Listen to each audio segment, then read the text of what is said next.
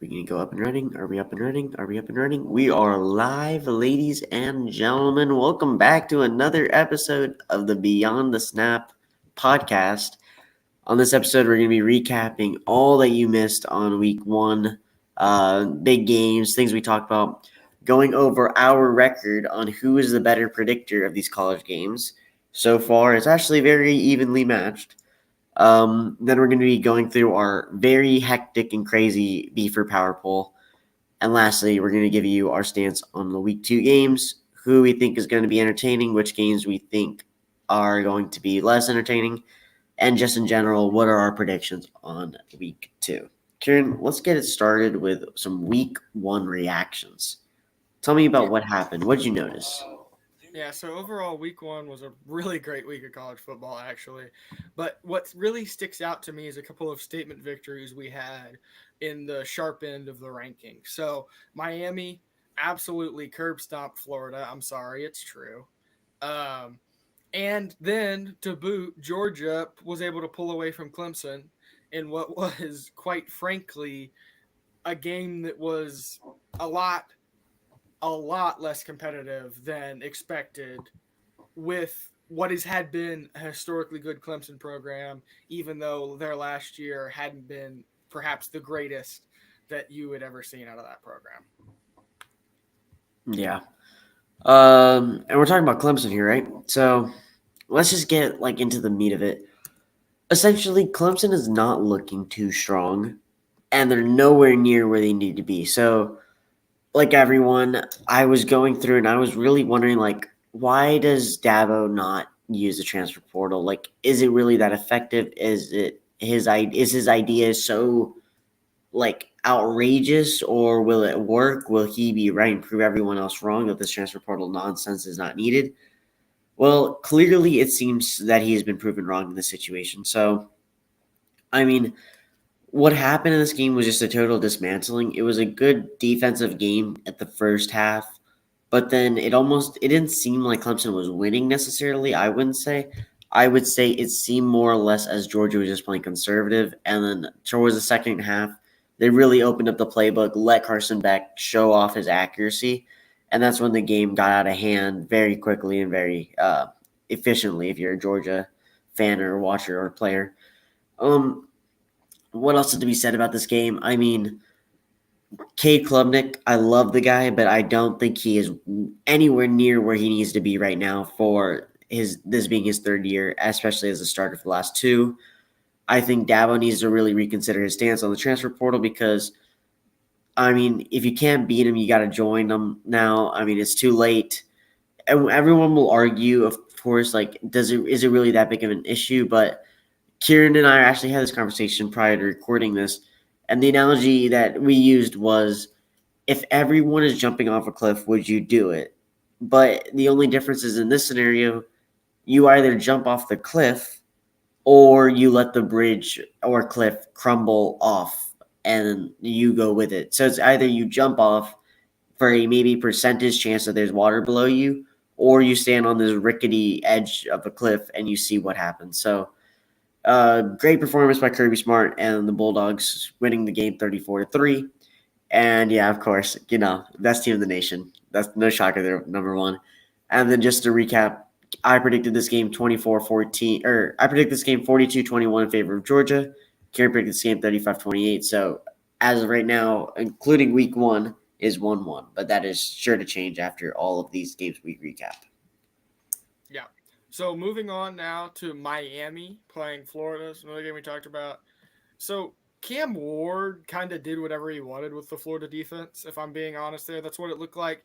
He did throw that one pick on that late across the body throw early in the game, but honestly, it didn't seem to affect him too much.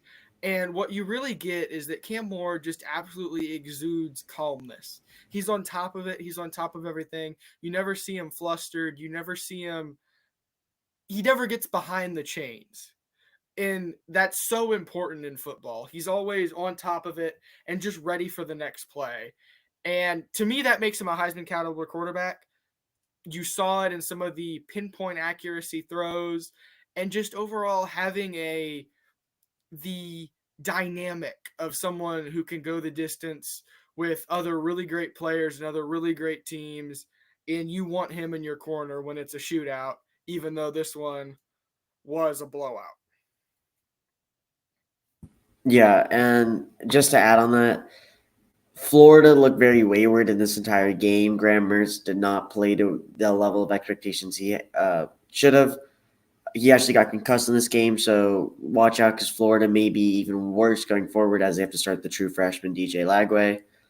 Um, and yeah, Cam Ward, an amazing pickup by Miami just in general. And now it looks like Xavier Restrepo and Cam Ward are probably one of the better 1-2 punches in college football. Okay, moving on. We have a fun one. We have college game days, Notre Dame versus Texas A&M. So this game originally was A&M minus 2.5 due to them being at home field advantage, but it finished off very differently. It was 23-13 Notre Dame. Some key aspects here were essentially Aggies. They didn't play strongly. They didn't play as well as they should have. It was a very slow start for both teams. I believe they only had like 6 at the beginning, maybe not even that. But it was the big thing was Connor Weigman just did not perform. He did not show up. Connor Weigman had one of the lowest QBRs I've ever seen. He had like a 31, and with that, he threw 10 or 12 completions on 30 attempts for a mere 100 yards. While you had other players that were throwing maybe 16 attempts for like 25, but had like 300 yards. So a very bad game for Restrepo or for Weigman. And just to add on to that, he also had 2 interceptions and great defensive plays by Notre Dame. Yeah, I think Notre Dame is the real deal this year. They have, I mean, the poise to be able to go into Kyle Field, which is utterly massive and intimidating, and come out with the win, especially in that fashion. You weren't able to shut that crowd up or keep that crowd out of it for very long until the very end. So you were facing that struggle the whole time, and that's the reason why the line was so close. But Notre Dame was able to pull ahead and they win by 10. So to me, it's a great game from Notre Dame. Obviously, the Aggies need to get better, especially on the offensive side of the ball, wide receiver, and at quarterback. But Notre Dame is also their wide receivers had a kind of a breakout game as a group. Their defensive front was quite stout, and just in general, I think they're in a very good position, and they don't get tested again for a while, so they have a lot of time to tune up and get even better for that next test. Yep. Moving on, we have probably one of the bigger known upsets that occurred yesterday. One of the only Sunday games. This was LSU versus USC, where the Trojans went into the Las Vegas at a neutral site game and came out with the win 27-20, shocking many.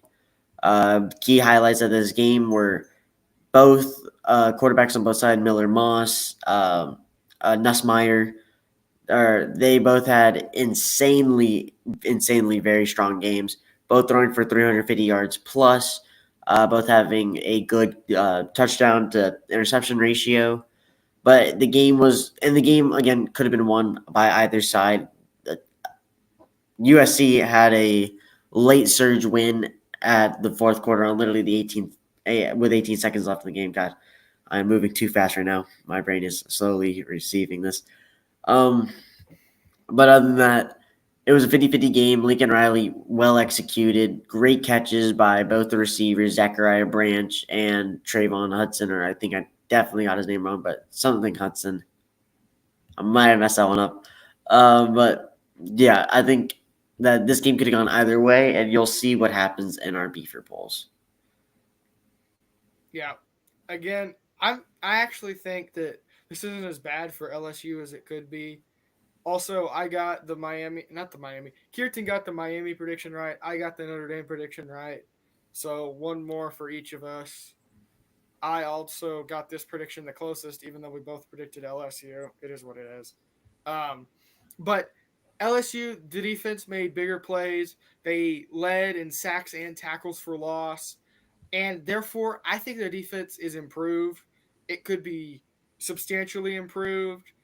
And there's a chance that they do well down the stretch, even though this opening game really wasn't what you want to see from the Tigers.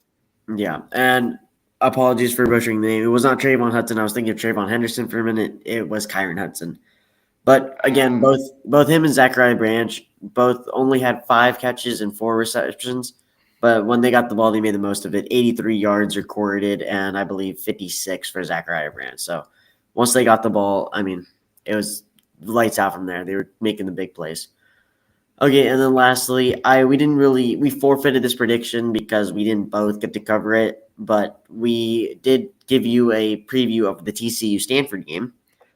And here's a little bit about what happened. So that game finished out, I believe, by 1 score. I don't have it on me.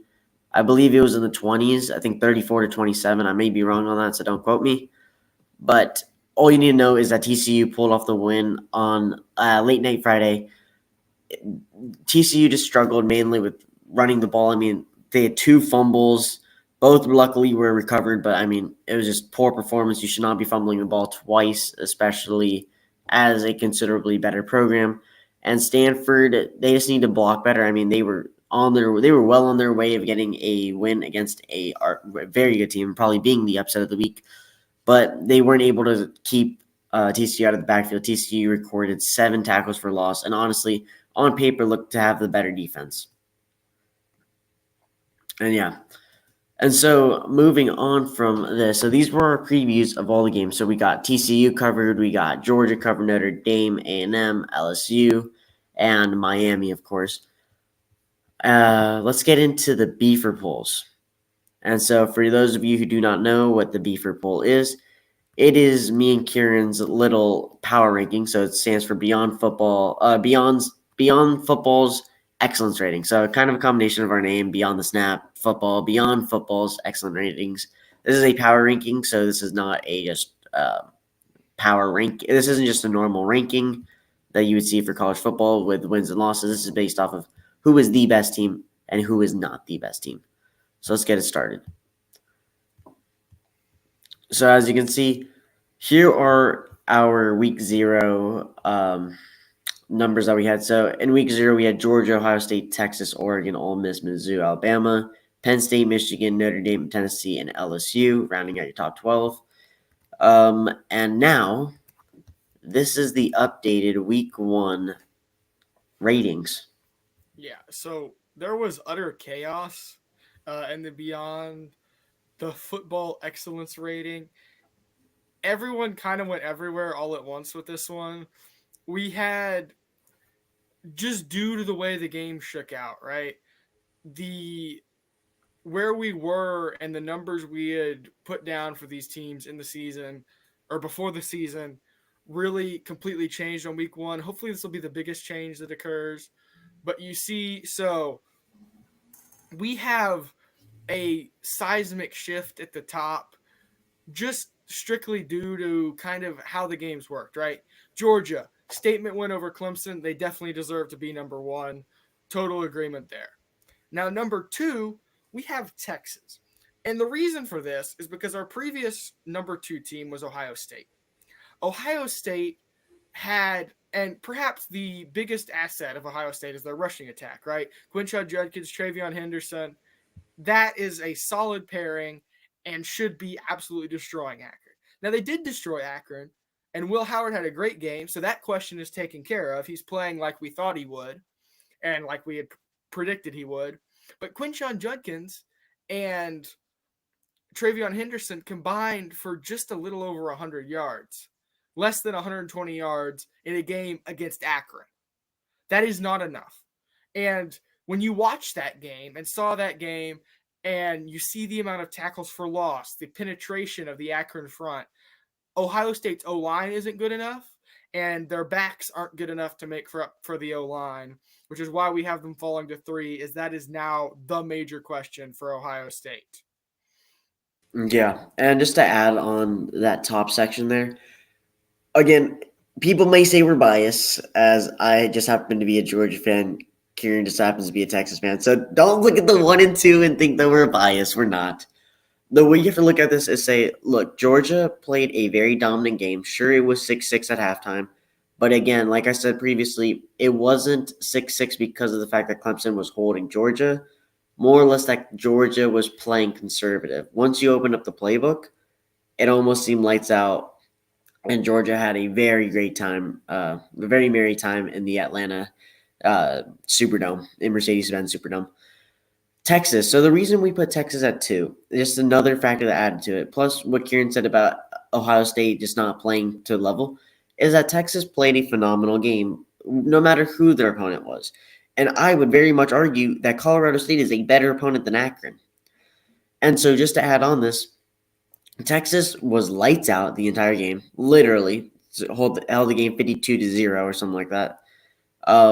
What you have to know is that Quinn Ewers was having his way with the ball. Their rushing attack was not being stopped to the point where in the third quarter you had Arch Manning, your backup, go in, who basically gave life to the stadium once again as like a second wind, and then fed off of it, having a better QBR than half of the teams combined in all of college football last week. He had a 91 QBR, 5 for 6, a touchdown off of a great flea flicker. I mean, and he had a rushing touchdown on top of that.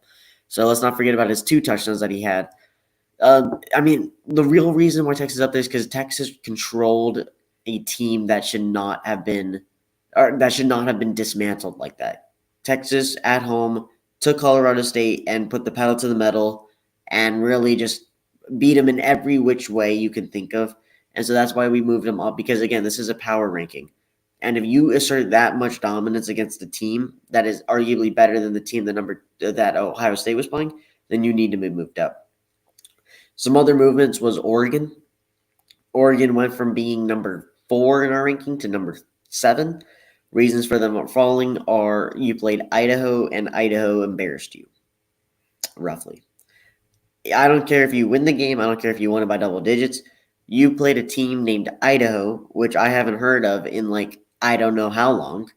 Um, and with that, you only won by 10 points, 24-14, in an abysmal performance by both your defense and offense. So honestly, you should have dropped maybe a little bit farther. But besides that, some notable jumps at 11 are Miami. Miami, we can talk about them all day. I mean, Cam Ward looking insane, looking like a Heisman caliber quarterback. And besides that, Notre Dame, great win on the road. Way to move up to 9. Yeah. Do you want to go through 12 through 25? Yeah, a little bit. But first, I just want to hit Old Miss up there. Great performance, absolutely dominated. Alabama, again, absolutely dominated. Mizzou had a good game. We're leaving them where they are just because we think that Alabama and Old Miss have more in the tank. Oregon, again, dropping. They, again, were getting dominated by a much smaller school's front. And that's what really dropped. You'll see that as kind of a pattern. So 12, we have Michigan. This is largely due to the fact that Alex Orji is now no longer their starting quarterback. They're going with Davis Warren. He had a QBR rating of 33 um, in his game and only went for 118 yards. Now, he was switching in some with Orji, but you've got to understand that that means that the QB position is a big problem for Michigan.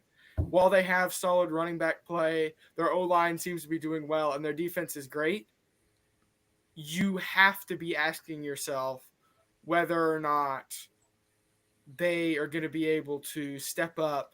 And if their defense is playing good and holds Texas to maybe 20 points, maybe 14 points, can they score 14 points against a much better defense than Fresno State? I don't know. We'll talk about that when we break down the game, but that's why Michigan's dropped. LSU only dropping 1 due to their loss at USC. It was a close loss. I personally thought that LSU should have won that game and kind of threw it away with needless penalties. Another team that threw away with needless penalties and dropped a lot is A&M. Another notable movement. Notre Dame's penalties were A&M's offense, and that's part of why they dropped, because they absolutely sleepwalked through that loss. Notre Dame, again, we moved up. Utah is now much higher. We've seen the way they play, and we like it. USC has jumped into the ranking. We feel that their defense is more improved than we thought it was going to be, which was why they were outside of the ranking, and they're getting great quarterback play from Miller Moss. Kentucky up a little bit, mostly due to other teams falling. Florida State staying the same. NC State going up one.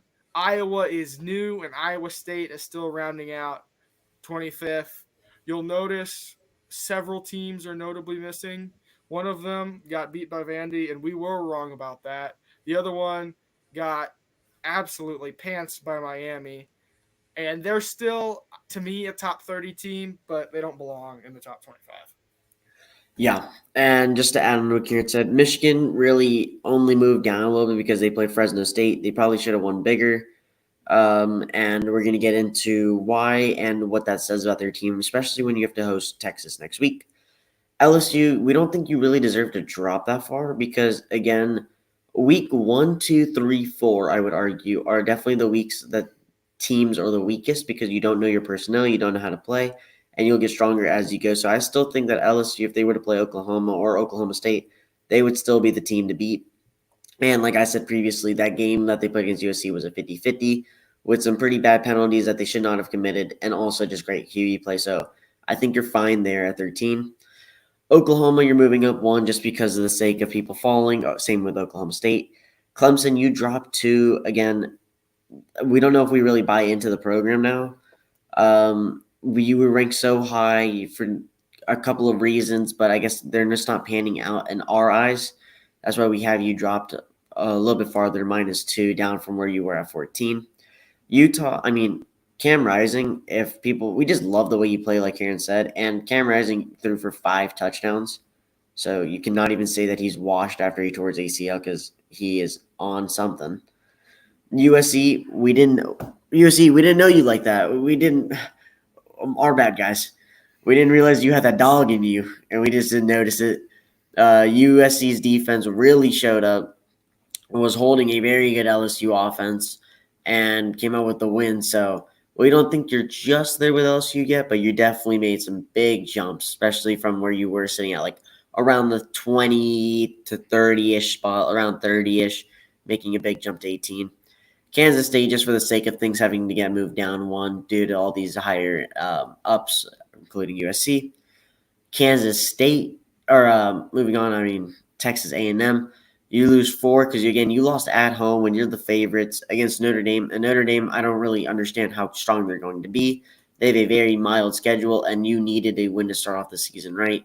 And I'm pretty disappointed in you guys. So you're going to drop down to 4-20. Kentucky, solid win, way to shut out Southern Miss. Congrats, you're going to move up 3-21. Florida State, I know it says +1, but realistically that means they haven't moved yet because they play tonight after this recording in actually 30 minutes. They will kick off against Boston College. Iowa, very dominant defense, like always. Great showing from the offense. You're our new replacement for Virginia Tech. And Iowa State, welcome into the 25 spot as you didn't really move. And then again, notable exits. Florida, I mean, when you get manhandled by an ACC school, everyone takes note of it.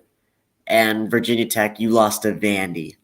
Vandy, of all people, the team that we put in their own tier for being bad, you lost to Vandy. Also, Vandy, my God, We this love is you. wonderful. Yeah. Good Lord, please keep this up. Please. We're not asking for much. Just a win by a field goal over Alabama. Oh, Lord. Oh, if you did that, that would be the greatest day of my life. That's what we need. That's what we need, Vandy. That's the standard. You can do it. Yes, and that rounds out the Beyond Football's excellence rating, our power poll, whatever you want to call it. It's our Beaver ratings. We love Beaver. We love this team, and we love Beaver polls. All right, moving on. We love this team. We love all these teams equally. We love the Beaver poll. And if you disagree with it, leave a comment down below, and we will personally write you how you're wrong. Anyways, moving on. We're going to get into our week 2 predictions and analysis. Kieran, which game are we starting off with? Oh, I don't know. The one game that most of you will watch and then you'll ignore the rest of the week because there's not that much going on. Sorry, guys. Texas and Michigan play in the big house. Very big house, actually. And Huge. it is a top 10 matchup according to the AP poll. It is not a top 10 matchup according to our poll, but it is the number 2 team playing, so. But a couple of big questions in this one. First of all, is Michigan good at quarterback? The answer is no. The answer is just how much no. Is Davis Warren able to pull out a good enough game to where Michigan can eke out of there with a win? Texas is favored by 7. I'm going to lean Texas, as you all know I do. I think that Quinn Ewers will be able to find at least a little bit of breathing room with that stifling defense. You have a great matchup to look to in Will Johnson and Isaiah Bond, and just overall the whole Michigan defense. If Texas's O-line can hold up against the vicious pass rush and be able to run the football, then to me you're looking at a really great game for Texas, and I have them winning by a magical 28-20 against Michigan. Yeah, and everyone's going to watch this game. We know we're definitely going to be tuning in. Again, this is a big game for both the BFER poll and for AP poll to decide where these teams are going to go and what's their fate. Again, played in the big house, so we might say all these things like, oh, we don't know who your quarterback is at Michigan. Oh, Texas looks so dominant, but you're playing against the biggest crowd in college football, in arguably the world, the third biggest stadium in the world. So that changes things, of course. How will Texas be able to adapt to the environment? This is one of Texas's many, I would say, honestly, few real big matchups. The biggest as which they are away, because I believe this is probably their biggest matchup where they are not hosting the team. So yes, playing in the big house, it's going to be a very close battle. Will Texas's O-line compete with the D-line? How can you beat Michigan's defense? And so for that reason, I have it being a little bit closer than what Kieran said. I have it being 24-27. Texas ekes out with a win. Alrighty, the next game we're going to be covering is South Carolina is taking on the Kentucky Wildcats. Yeah, so I am so sorry that this is the second game. There is a slightly better game coming down the pipe. We thought we'd save it for last. So Kentucky looked good in their win against Southern Miss, but they still have that new quarterback in Brock Vandegrift. Hopefully, looks like it'll be a pretty good win over South Carolina. But again, that's still a question I have about Kentucky. But overall, solid, always a blue-collar team. I think they'll do well. Now, the other question is, can South Carolina get better, right? They've had some rough years in a row. They had their swagger from Beamer Ball. It has since somewhat disappeared. And can they get it back with what I think could be a big win if they get it? I have the University of Kentucky Wildcats 24-14. Yep. And same thing going on here. SEC battle, one of the first we're going to see. South Carolina taking on Kentucky, as said previously. So Kentucky is a 10-point favorite in this game. Brock Vandegrift, how will he compare? How will he take on SC? Again, Kieran said it, can SC get better? And so for this reason, I do feel like Kentucky is going to get a big win here. Make a statement victory going up 35-10. The next game is a rivalry game, believe it or not, already in week 2. Shocker. It is the Iowa Hawkeyes taking on the Iowa State Cyclones. In this game, the big thing you need to know is that can Iowa State make waves in the Big 12? They just moved conferences. So we just want to highlight that fact. How good will they really be? And can Iowa State's offense really beat Iowa Hawkeyes defense? We'll have to see. And so for this reason, I, however, do believe that the Hawkeyes will have a gut feeling going into this game that they need a win, and they need to win this rivalry big. So for that reason, I have it being 24-3 Iowa. Oh, wow. Yeah, so there's the questions. I think Iowa State I'm a bit high on Iowa State. I think they can make waves in the Big 12. Iowa's offense looking a little bit better. Cade McNamara, still kind of Cade McNamara, unfortunately. I have Iowa winning 17-10, but I am rooting for Iowa State. So the next thing is, I just put this in here. We're not going to predict this game because it's not really a headline game. But Oregon is on upset alert against Boise State. If you sleepwalk through Idaho, there is a high potential that Boise State could pull this one out of the bag. In terms of upsets, I would be worried if I were suiting up in a very nice Oregon uniform come Saturday. Yep.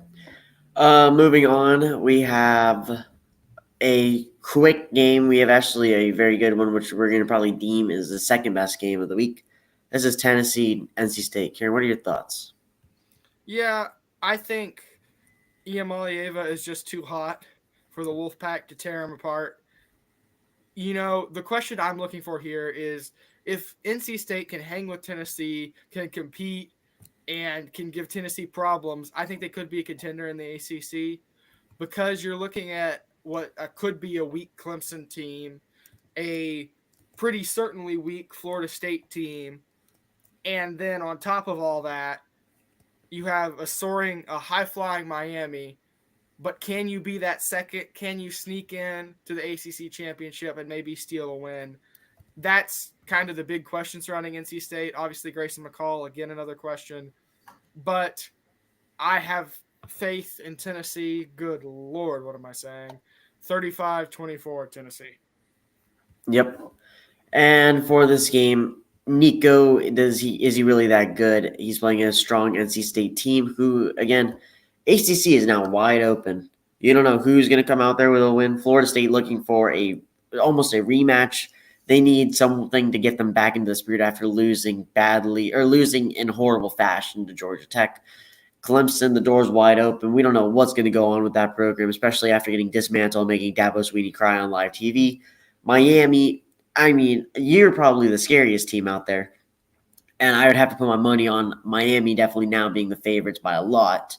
So how is Miami going to mess up these other teams? How is Miami now going to take the reins and create a dynasty?